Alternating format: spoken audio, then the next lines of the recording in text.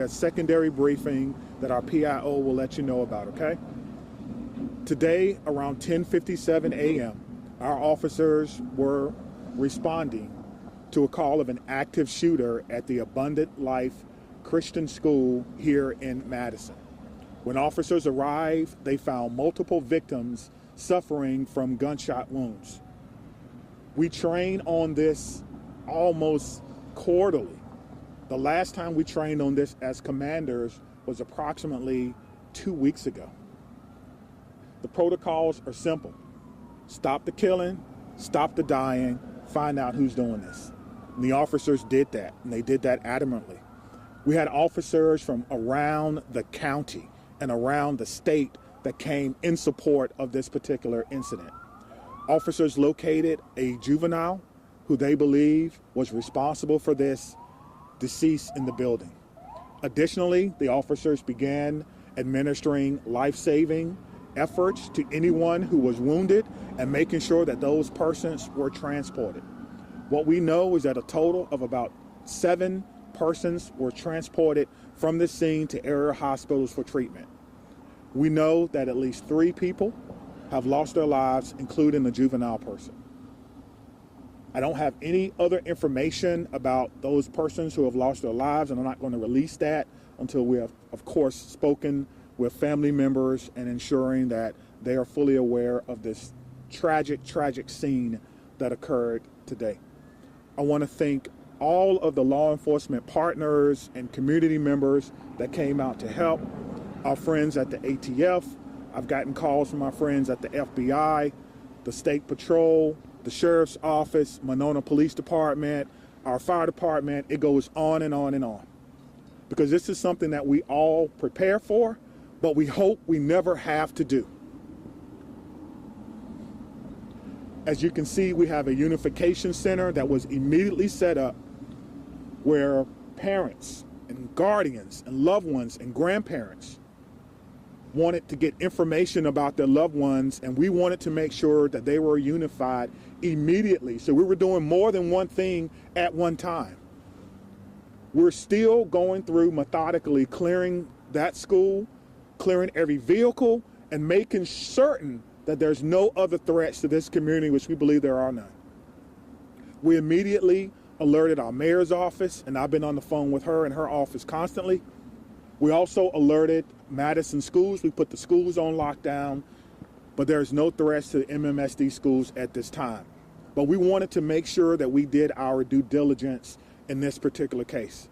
Again, we're still going through collecting evidence, collecting information, making sure that our community is safe from what is a sad day for our community and for our country. And we have to do a little bit better. I don't have all the answers that you want right now, but I will tell you this. We have some of the best officers in the entire country. Our detectives are amazing. We're going to go and work hard and go through this scene so that we can piece together what exactly happened. Again, there'll be another briefing in about 2 hours, and if I have additional information, I will certainly let you know what that information is. Again, around 10:57 a.m., officers responded to an active shooter. They responded per our protocol. They found the person who they believed was responsible, who was down, deceased. We know that it's juvenile. We know that there are other persons who have lost their lives. We know that we've transported about 7 people after giving them life-saving measures. It's important to notice, too, that about 3 miles from here is our training center. Today, our special event team medics were in training. And so they got to practice in real time.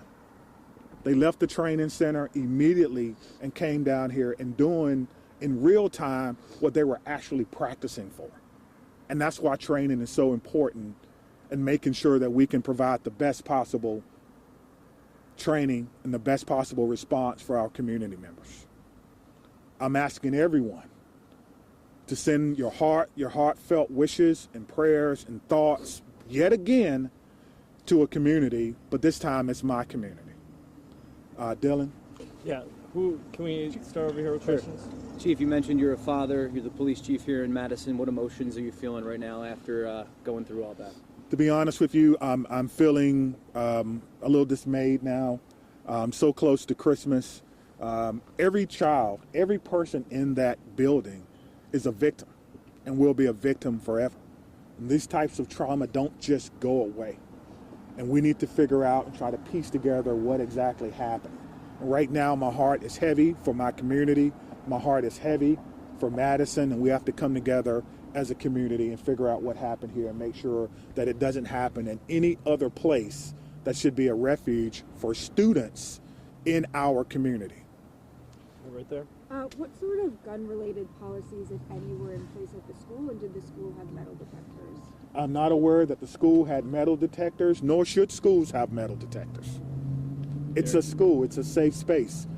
So I don't know. Again, it is a private Christian school. It is not under the authority of MMSDs, and that is something that we would have to look into. Chief, of the 7 victims, how many are students? How many are teachers? I'm not going to give any information about who the victims are, whether they're students, staff, or parents, because we need to make sure that we can notify people. I think that's the most important thing before we go any further. But police they never fired their weapons. That is correct. Correct. Let's follow that one question. I don't know if it's a male or a female, but the police department did not fire their weapons. Thank you. Here, Scott. Were the 3 fatalities you mentioned, including the suspected shooter? That's correct. Yes, sir. 3 total. That's correct. Are the 7 that was transported, are the 3 fatalities within that 7 or addition to that? Yes, within that 7. Yes, thank you. Was the shooter a student at the school? We believe the shooter was a student at the school. Yes. What can you tell us about the status of the other transports?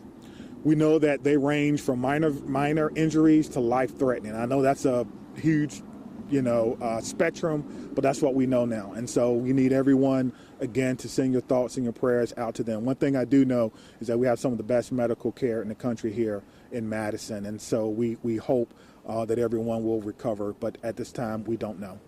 So we did just get an update from our command post. 5 deceased at this time, 5 injured. So a total of 10. You know what So kind of total gun of was 10. used? Again, this is a ever evolving situation. Just hearing that, what does that make you think? How does that make you feel?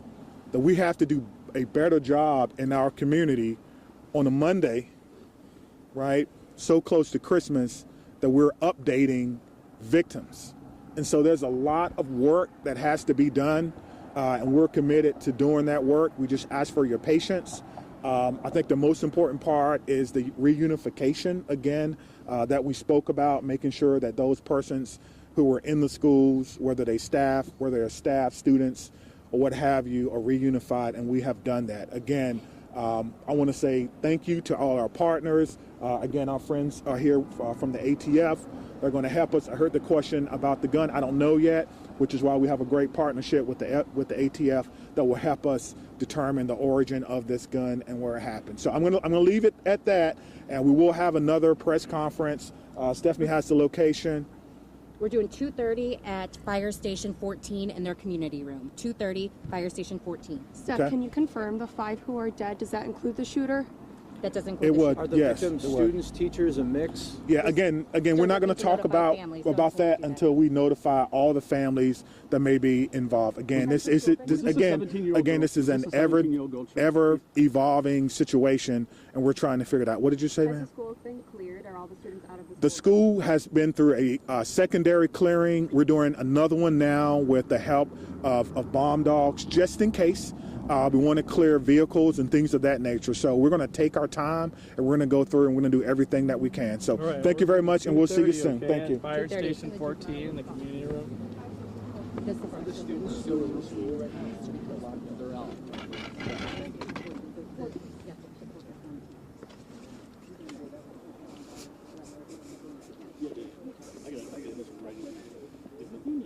It is confirmed.